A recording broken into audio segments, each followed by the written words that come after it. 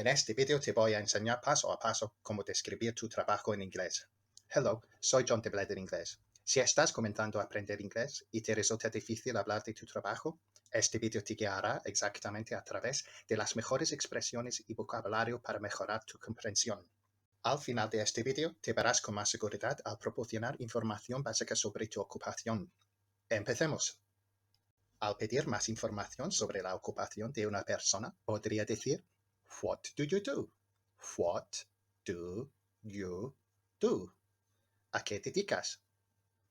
Puedes responder diciendo, I'm a student. I'm a student. Soy un estudiante. I work in a restaurant. I work in a restaurant. Trabajo en un restaurante. I have my own business.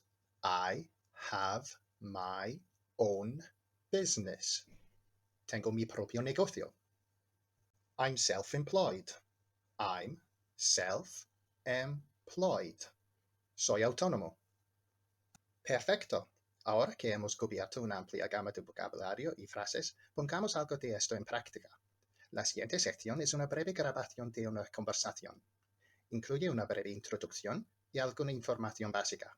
En esta etapa no se espera que entiendas la conversación completa. Sin embargo, trata de identificar algunas de las frases que hemos usado en esta sesión. Hello. Hi, My name is Liam. What is your name? my name is Yasmin. Nice to meet you. It's a pleasure to meet you. Where are you from? I'm from the UK. Where are you from? I'm from the United States.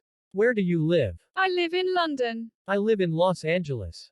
What do you do in London? I'm a student. And you? I'm self-employed. I have my own business. Really? Doing what? I own a restaurant. Ahí tienes.